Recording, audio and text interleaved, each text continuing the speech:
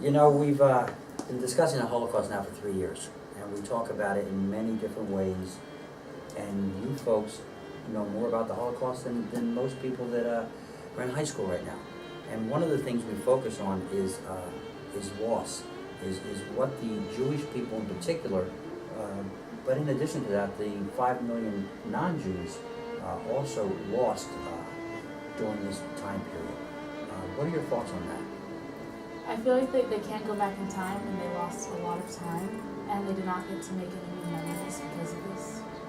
A lot of the memories that they had previously made, all the things that they had already done, were taken away, and then they never got to fully experience life and make new memories. And even small things like birthday parties or big things like weddings, they never got to fully live. So it doesn't even matter how old you are. You could be 6 years old, you could be 66 years old. Those memories that you would have made are no longer able to be made. I couldn't agree more with Haley. Just the experience of blowing out the candles with your family, a lot of Jewish children, even adults, couldn't experience it. Making a wish. Simple things that we take for granted every year. Yeah, memories define us in a way, and when you take them away, it takes away who you are.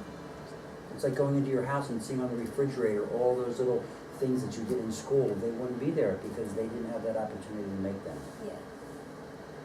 This is a picture of a young girl during the Holocaust playing the piano.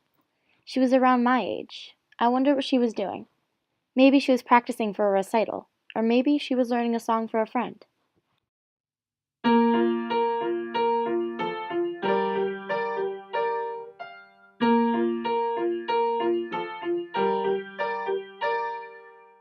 Hey, that was really good.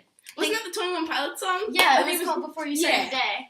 Yeah, I learned it because I know you guys like 21 Pilots. Thank you. But I've always wanted to see that song live. Yeah, I heard they have really crazy shows. Do you know if they're playing anywhere around here? I think they're going to Madison Square Garden, but I don't We should really know. go. We gotta go. If they are, we should totally go. Yes. How lucky we are to be able to create memories with friends. Whether it be lunch plans or attending a concert, these memories were taken away from the Jewish people with no warning.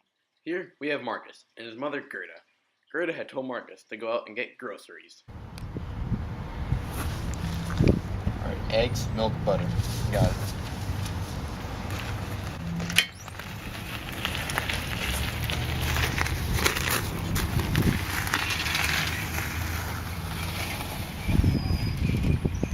We don't know if Marcus had returned or not, or if he had been sent to Moffenhausen, the concentration camp. We all should be very grateful that we live in such a safe time and place, and that there are no groups that could harm us.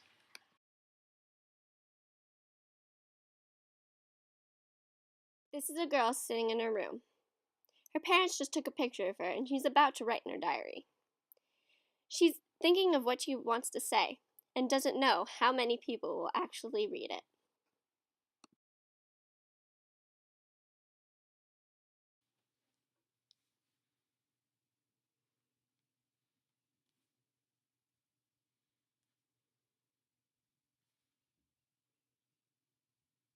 I wonder if this boy just posed to take a picture for his mom or dad.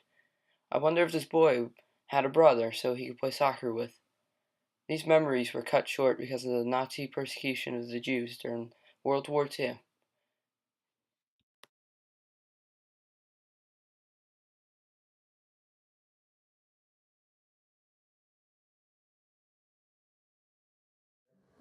In our discussion of loss, the obvious thing that we talk about all the time is the death of the children, the death of the adults, and the separation of the homes that were broken apart, of the families that were torn apart. What are you guys thoughts on that? Well, when they left, they would never see them again, and sometimes they didn't get to say goodbye. So I know that's personally hard for a lot of people because I know that firsthand because I've seen that a broken family before with young children, and even me personally, I never got to say goodbye, so it's kind of hard because you'll never see them again, and you don't know if you're going to see them again, and then it's also hard with separation because it also brings more stress upon the people, and it kind of brings you down. So when they're in the camps, it's hard for them to be brought down even more. And I think we can all relate to that because, I mean, how many times do we have that argument with our mom or argument with our dad or brother and sister, and then they leave, and realistically, we don't ever know if we're going to see them again. okay? But here you have a situation where they know they're not gonna see each other again, and what a tough thing that is. What are your thoughts, Chloe? Well, it's terrible because the families are split and they're unaware of each other's fate. They could be in passing 20 years later and they would be unaware of who their parents are. They don't know where they are. They don't know who they are. You know, they don't know what their family's up to. They could still be alive. They could be gone. There's no way. Do you remember Manny Lindenbaum who came in and spoke to us? He was one of the kinder transport people, and his brother was also, this is one of those rare families where two children from the same family went to England, and he was standing on the corner one day, and his brother came walking by, and he somehow recognized his brother, but his brother didn't even recognize him. Yeah. And that's exactly what you're talking about. I was kind of going to bounce off of what Nikki said. She mentioned, like, losing younger relatives, but personally I can relate with older relatives who I was never really close with, but when they passed, I was just like, I didn't believe anything that happened until I actually went to the funeral and memorial and everything, and that just hit me, and it still sticks with me, and I still get upset about it sometimes. So, like, yeah, never really getting to spend enough time with people before they Die. yeah. You know, your grandmother, your grandfather, I mean, how many times do people say, of course we look like our father, we look like our mother, but we also look like our grandparents. What was my grandfather like? What was my grandmother like? I have 4 grandparents, all right, and from each side of my family too, and I never met 3 of my grandparents. So I know exactly what you're talking about. And you're talking about that loss of something that you never had the opportunity to meet. In this photo, you see 2 young girls on the sidewalk, most likely playing in town. I wonder if they could continue to play after the photo was taken, or if the Nazis invaded in their games, ruining their fun, and maybe even ruining their lives.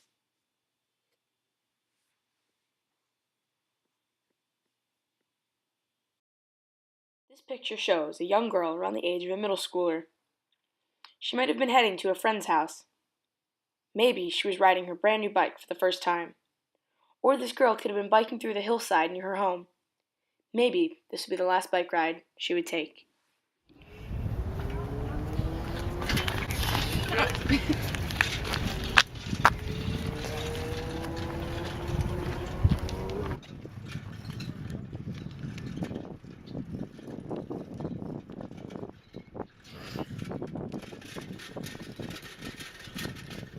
Rich Jewish family going out to meet their friends. The kids and parents were all dressed up to go to the formal event. The daughters and parents were excited because they would soon reunite with their family friends. Their parents, mother and father alike, were proud of their family. Before they left, the family captured the moment in front of their car. I wonder if they ever had the opportunity to see their friends again after this photo was taken, or if the Holocaust took it all away.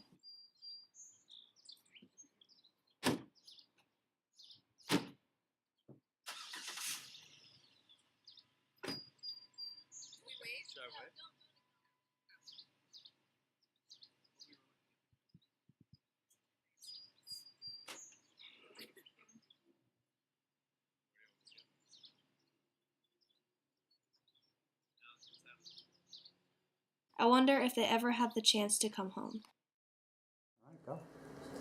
Alright girls, as we talk about loss, how do you feel about the people in your family, specifically your animals and pets? Would you consider them members of your family?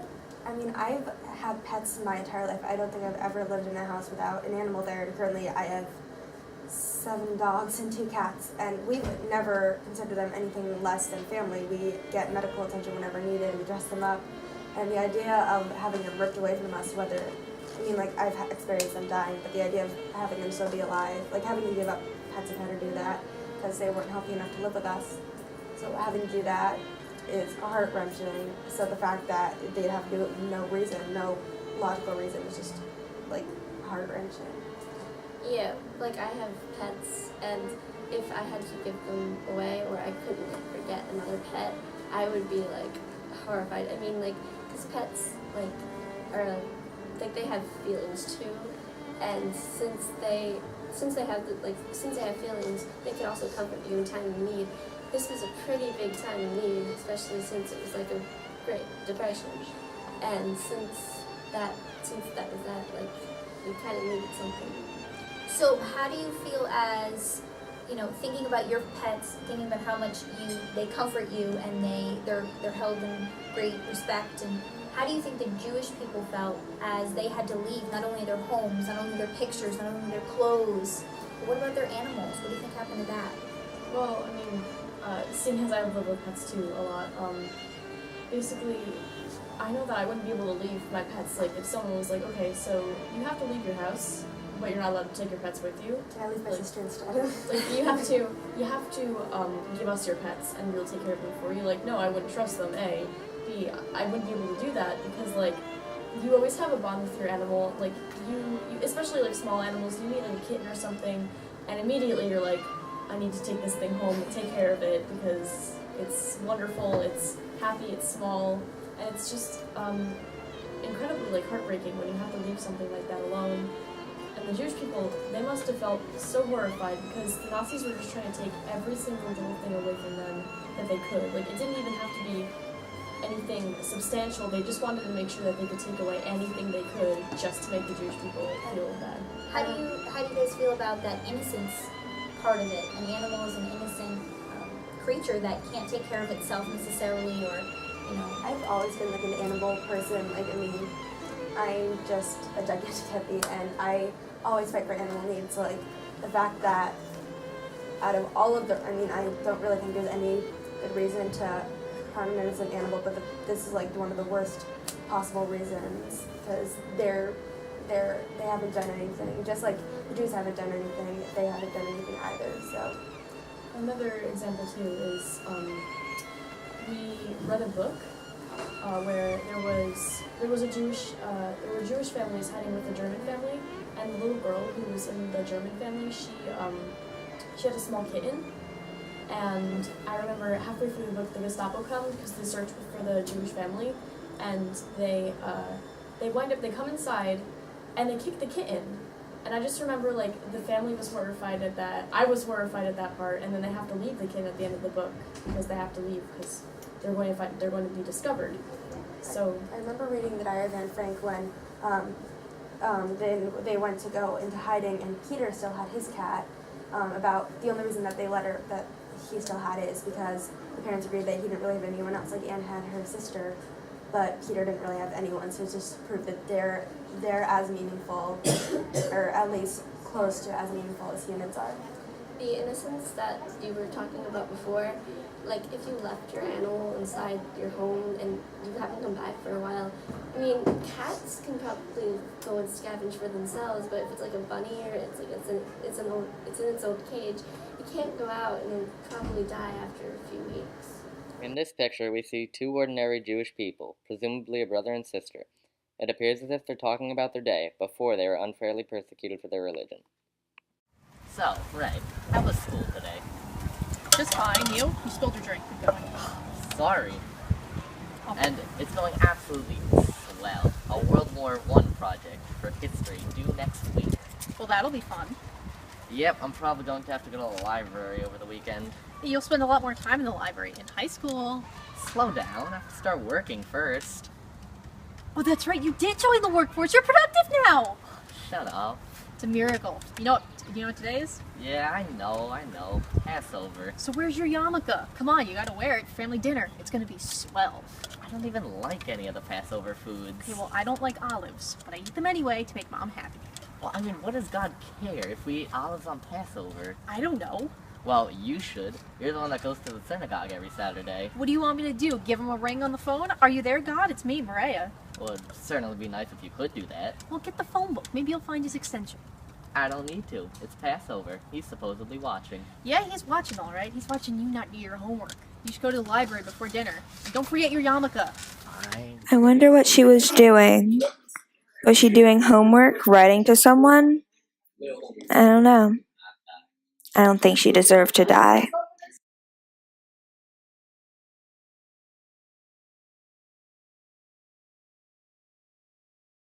These two innocent kids are getting ready for a birthday party. I wonder if they ever made it, or did they get caught up in the horrors of the Holocaust? Sarah, did you get the present for Johnny? Yep, it's right here. He's gonna be so happy. It has to be wrapped. It's in the car. Okay.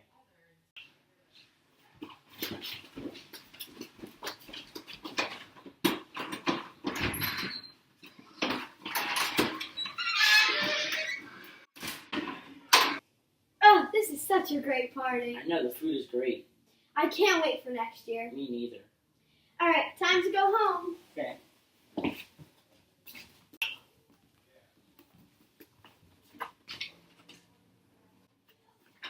Happy birthday again, Johnny. Happy birthday. These 4 young boys could have been best friends, brothers, cousins, anything. They could have been family or just simply friends. Besides that fact, these boys could have gone everywhere together. They could have grown up together, they could have seen the world, they could have made even more friends along the way. But that's not going to happen now. I wonder how many of them even made it through the Holocaust. How many of them died at the hands of the Nazis or during the horrors of the concentration camps? Did any of them manage to grow up? Did any of them make it safely home?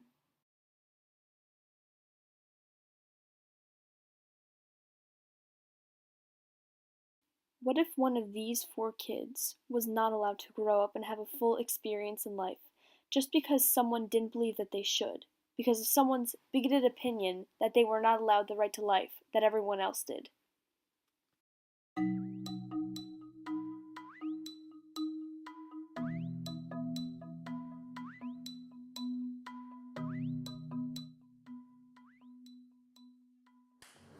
So, continuing from our talk about loss, a lot of youth and things, like a lot of small children that were, our age, were taken to the camps, and they didn't really experience what it was like to be a kid, to go out in the real world, grow up, become, a big name out there or something.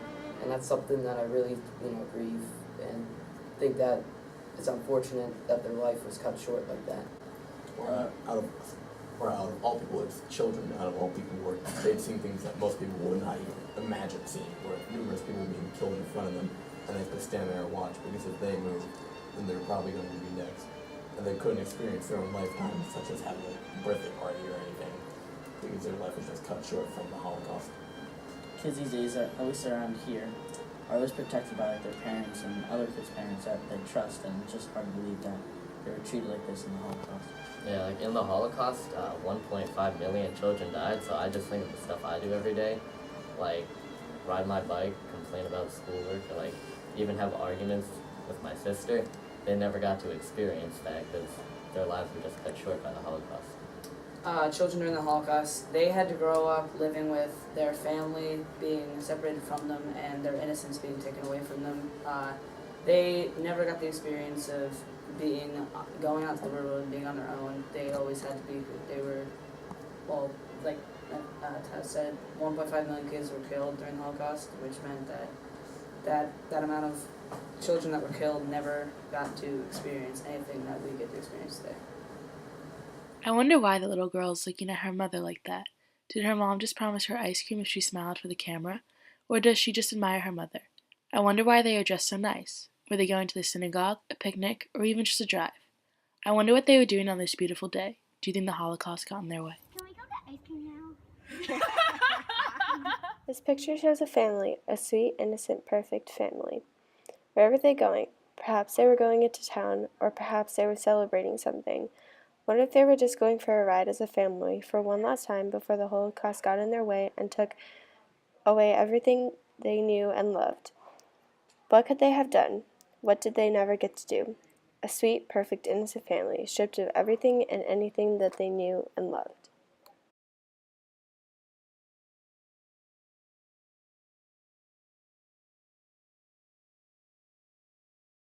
But unfortunately, this wasn't the only family. During the Holocaust, families were taken out of their homes and placed in concentration camps. I wonder if these 2 girls ever got to play again, or were their lives cut short by the Nazis. In this picture, Annie and her little brother, John, were at the park to play before dinner. They were looking at the sky. I wonder if they were looking at the German bomber planes flying past. I wonder if they even made it home in time for dinner, or if the Nazis took them to the death camps. There's me and my little cousin Brandon. We're going to my confirmation. We had a freedom. They didn't. In conclusion, we've talked about loss, so many different types of loss that the Jewish people experienced during the Holocaust. And something that we've talked about in class quite a bit is identity. we've talked about identity, and we've talked about our humanity. And I have said to you that I believe that a man, because I'm a man, identifies himself by his job, okay, by your job. I'm a teacher, okay, I'm an educator, and that's how I identify myself. I'm a father, okay, I identify myself in these particular ways. And this is another area of loss that the Jewish people experienced, both in their identity and also their humanity, or their loss of humanity, in not only the ghettos, but in the camps as well. So what are your thoughts on that? Like the humanity, like some people get into like petty fights with siblings, but this was over like staying alive. Like, people had to fight for food, for shelter, for clothing, and to get spots to be hidden by other families. It was just insane how much people would do to get what they needed. And when you read something like that, how does that make you feel when you argue with your sister over that piece of cake? It seems silly. You realize that it's not worth it anymore. When we talk about losing identity, people were using numbers stitched on, had tattooed onto them, or necklaces, so they didn't really have their names. So they were losing their identity as they were losing their lives and their families, and they were losing so much over. They didn't even have their names. What did they call every Jewish man? Israel. Israel, and every Jewish woman? Sarah. Sarah. I mean, they even took their names away from them, so they lost that. Sarah, what do you think? For me personally, I feel like it's beautiful how each person is their own person. Like, none of us are the same in this world. And to me, that's a beautiful thing that we're all different and we all have different likes. And we're all ourselves, like no one else is like us. And it hurts me to think that one day that was taken away from them. Several people who are just their own individual just got taken away. To make them all the same, like a piece of cargo, okay? Almost Kind of like manipulating them. Exactly. Next? I feel like people in Auschwitz, they had to get their numbers tattooed, like Erica said, and then they also, women had their hair cut off, which was kind of mocking them and making them all look quite similar, because hair was kind of a big thing back then. People I don't know, they thought hair was beautiful, and they had it all cut off, so they all looked almost the same. That's an excellent point. Women always take care of their hair, right? They dye it, they curl it, they frizz it, they do all kinds of things, and one of the first things the Nazis did was they shaved their heads to take that identity away from them. I think that we've covered just about every aspect of loss that we finally can, and I think if there's one thing that comes to me, based on what all of you have said, is the word gratitude, and that I should be grateful for everything that I have in my life, because it can be gone so quickly. This here is a photo of the famous Anne Frank. It appears she is about to write in her diary, or already was, and was interrupted by a family member when this was taken. I wonder how many times she was able to write in the same diary again before her life was taken. Today, where we live in a more peaceful place, we are able to write whatever we feel and whenever, without the fear like Anne had.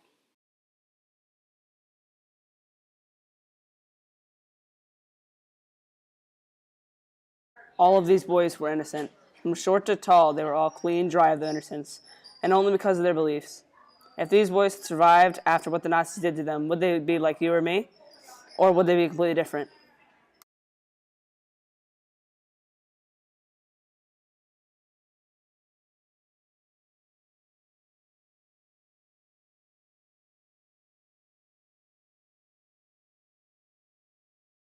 What these two women were doing this day. Were they going to the city for the first time? Was it their normal lunch hour? Or did they get taken away to Auschwitz? Sometimes you need to look at the bigger picture and cherish those moments with those special people in your life, in memory and love for the people who never got the chance to. Here we see a young girl from the Holocaust compared to what she might look like if she were alive today. I wonder what she's doing on that bike. Going shopping, hanging out with friends, or just going for a casual ride around town. Okay, I'm gonna go ride my bike. Bye! Every day we do little things such as riding our bike or walking around town, or maybe even going to school or work, that we either don't think about or just complain about. But when you take a step back and realize that there are people, not only from the Holocaust, but even today, that would do almost anything for that opportunity, it humbles you and makes you realize that how lucky we actually are. There are so many people that lost the opportunity to just live a normal, happy life, but because of what happened, they weren't able to.